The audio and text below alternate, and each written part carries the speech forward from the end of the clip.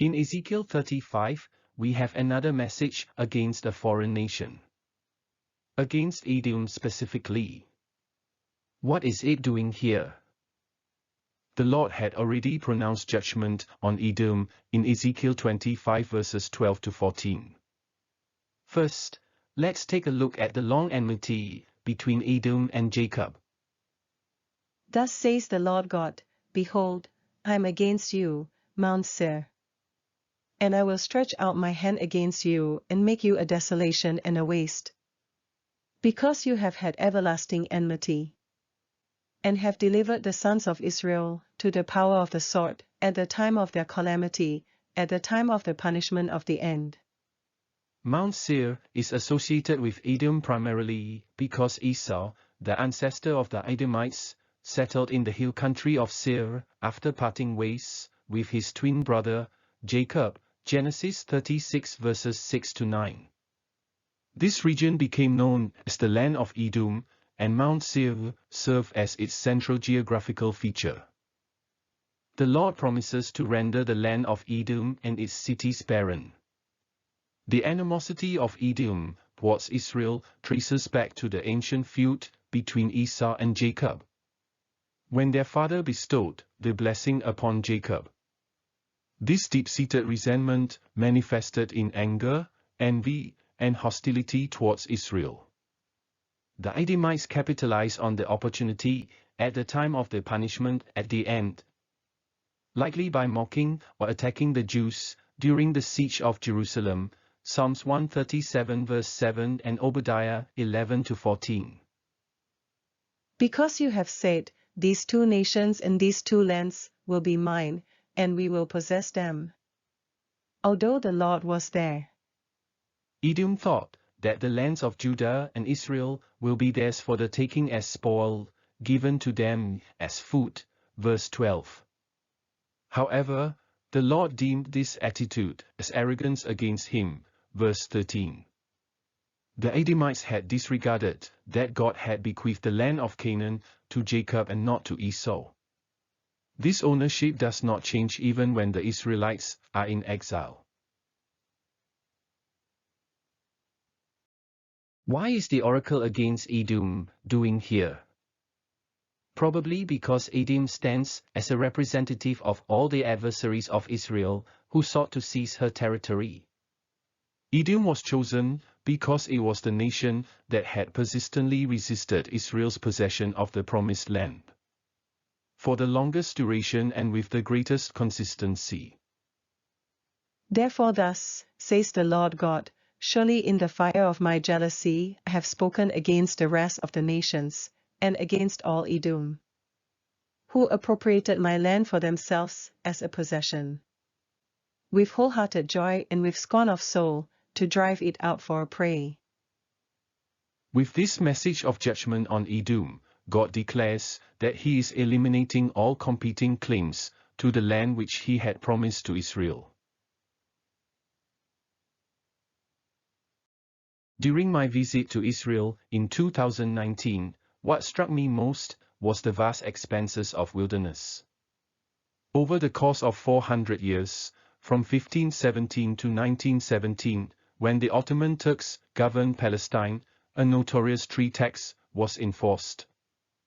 Property owners were taxed based on the number of trees they possessed. To avoid hefty taxes, many opted to clear their land of trees entirely, resulting in widespread desolation.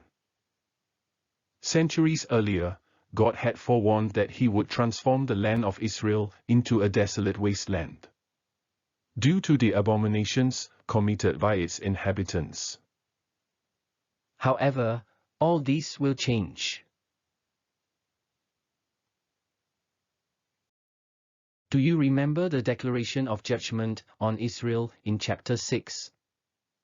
Ezekiel 36 presents the opposite of the curses Israel was cautioned about in chapter 6, highlighting Israel's promising future in contrast to the grim fate of Edom depicted in chapter 35.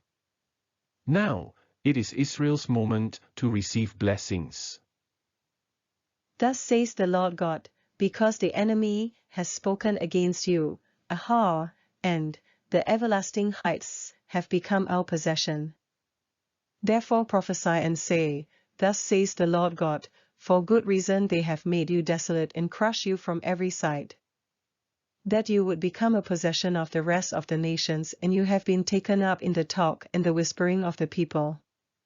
What was the good reason that the nations mock, attack Israel, and seize control of the land? The answer lies in verses 17 to 18. The Israelites had defiled the land through their actions and idolatry. Son of man, when the house of Israel was living in their own land, they defiled it by their ways and their deeds. Their way before me was like the uncleanness of a woman in her impurity. Therefore I poured out my wrath on them for the blood which they had shed on the land, because they had defiled it with their idols. In verses 4 to 5, God took offense at the nation's gleeful occupation of the land, his land. He swore that the nations would face repercussions for their disrespect.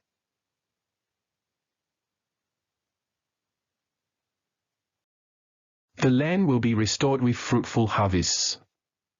The land is personified and the Lord is addressing the land directly. But you, O mountains of Israel, you will put forth your branches and bear your fruit for my people Israel. For they will soon come. Behold, I am for you, and I will turn to you, and you will be cultivated and sown. Verse 30, I will multiply the fruit of the tree and the produce of the field, so that you will not receive again the disgrace of famine among the nations. Why was the land told to put forth its branches and bear fruit? This is in preparation for the return of the exiles. This prophecy would have been a great encouragement to the exiles. Once again, the land will be inhabited with people, flocks and herds of animals. The Lord will bring about the increase. Verse 11, I will multiply on you man and beast, and they will increase and be fruitful. And I will cause you to be inhabited as you were formerly, and will treat you better than at the first. Thus you will know that I am the Lord. The land will be crowded with people. Just like the many sheep that used to fill the streets of Jerusalem during the appointed feasts. Verses 37 to 38. I will increase their men like a flock, like the flock for sacrifices, like the flock at Jerusalem during her appointed feasts. So will the waste cities be filled with flocks of men. Then they will know that I am the Lord. The people of Israel will be convinced that the Lord is God.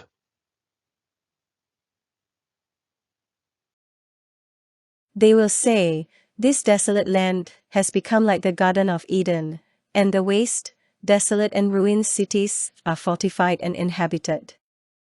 Then the nations that are left round about you will know that I, the Lord, have rebuilt the ruined places and planted that which was desolate. That I, the Lord, have spoken and will do it. Not only the people of Israel will be convinced that the Lord is God. The nations will likewise recognize that Israel's God was responsible for the transformation of a desolate land into a beautiful garden.